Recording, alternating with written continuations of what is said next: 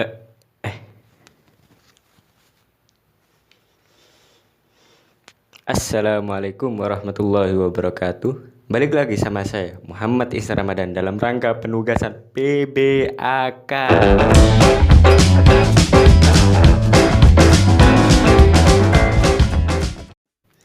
Oke, sosialisasi prokes 5M dan pentingnya vaksinasi.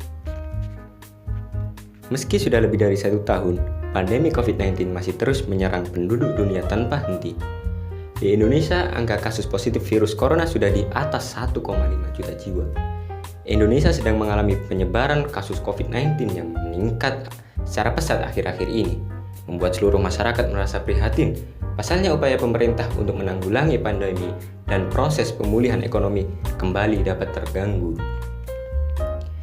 Saat ini terdapat 5 varian of concern VOC, varian virus penyebab COVID-19 yang sudah ditemukan di dunia, yakni varian Inggris, varian Afrika Selatan, varian India, varian Brasil, dan varian California.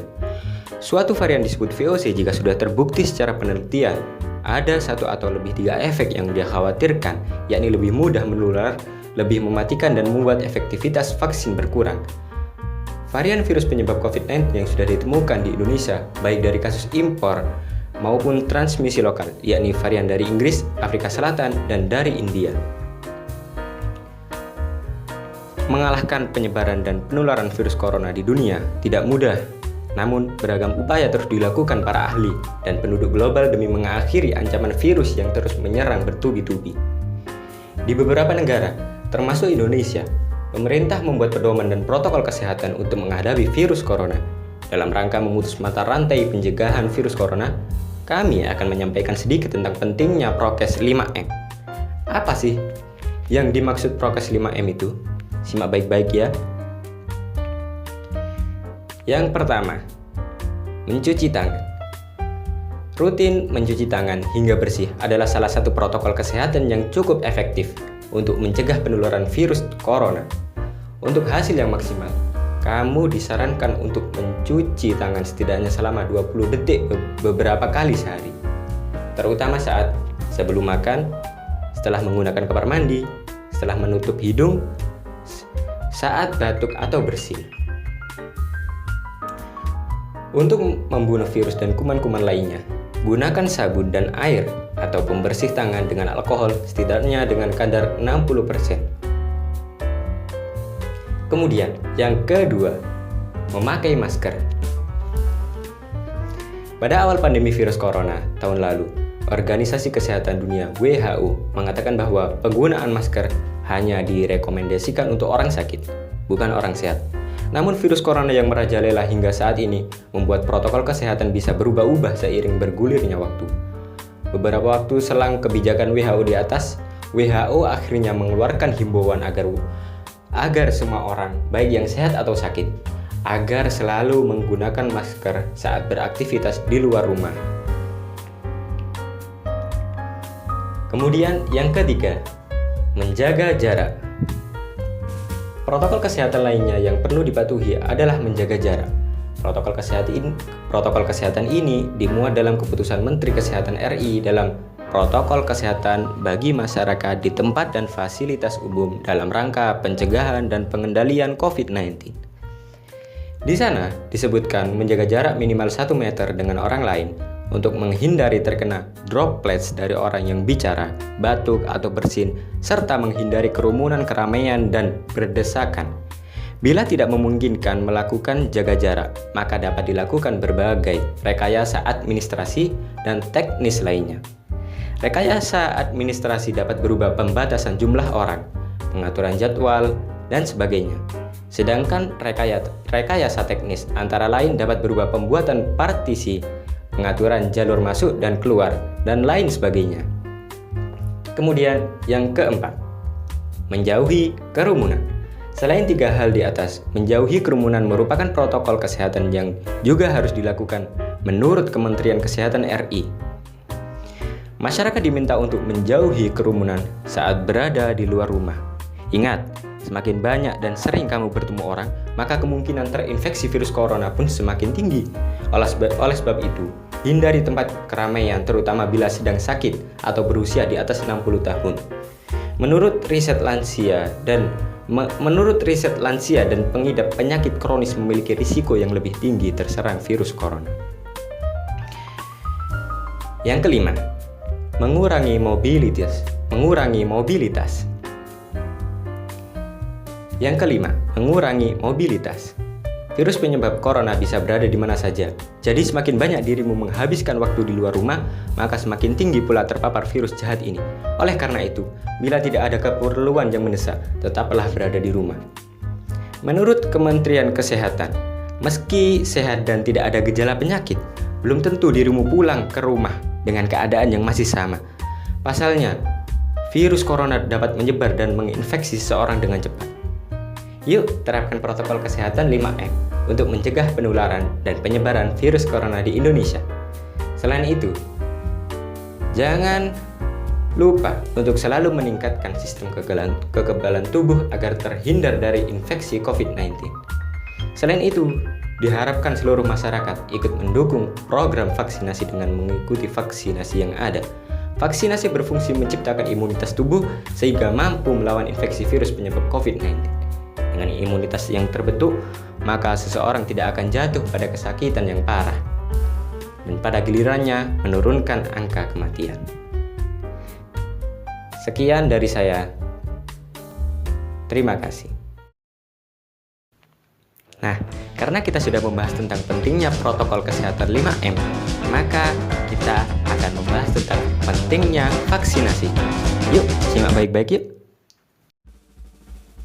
Oke, kita akan membahas tentang pentingnya vaksinasi.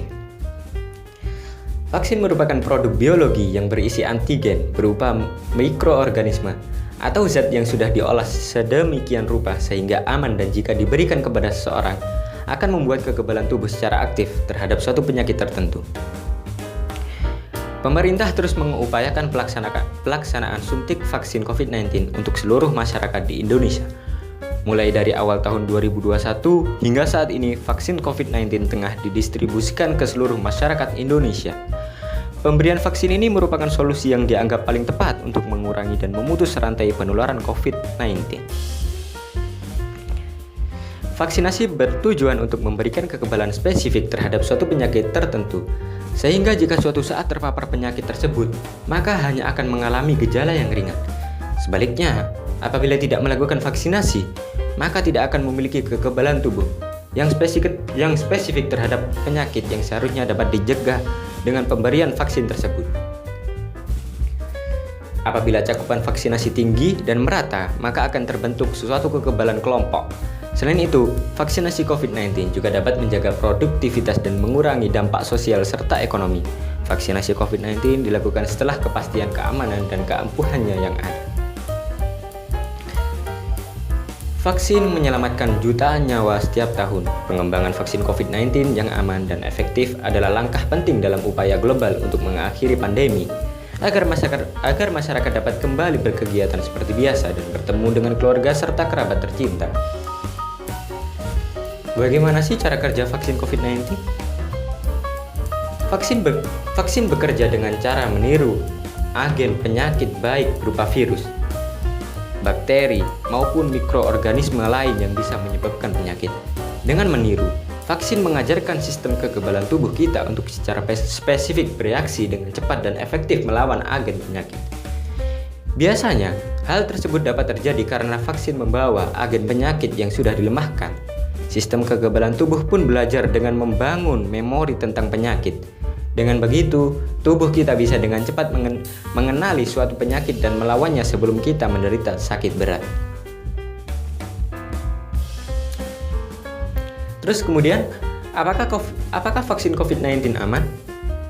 Jawabannya, ya. Meskipun pengembangan vaksin COVID-19 diupayakan berjalan secepat mungkin, vaksin tetap harus melalui serangkaian uji klinis yang ketat untuk membuktikan kesesuaiannya dengan standar internasional dalam hal keamanan dan efektivitas vaksin. Hanya vaksin yang dinilai telah memenuhi standar yang akan mendapatkan persetujuan WHO dan otoritas nasional. Kemudian vaksin COVID-19 mana yang paling baik untuk saya? Semua vaksin yang disetujui oleh WHO telah terbukti aman dan efektif dalam melindungi penerimanya terhadap sakit berat yang ditimbulkan oleh COVID-19. Dengan demikian, vaksin terbaik adalah vaksin yang paling siap untuk diakses. Oke, siapa saja yang perlu menerima vaksin terlebih dahulu? Mengingat keterbatasan kapasitas produksi vaksin pada tahun 2021, sehingga kebutuhan global tidak dapat terpenuhi seluruhnya, maka tidak semua orang dapat menerima vaksin pada waktu yang sama.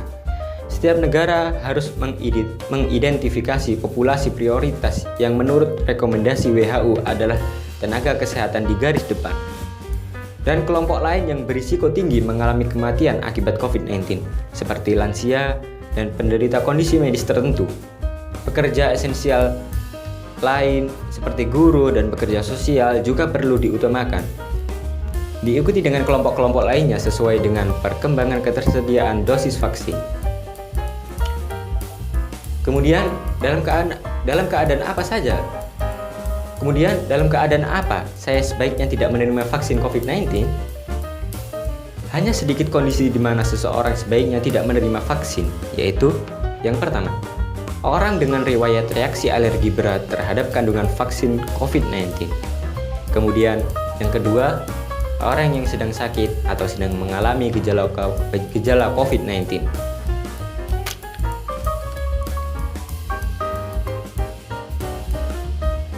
Anggota masyarakat yang ragu tentang kondisinya berkaitan dengan vaksinasi COVID-19 dapat berkonsultasi dengan dokter.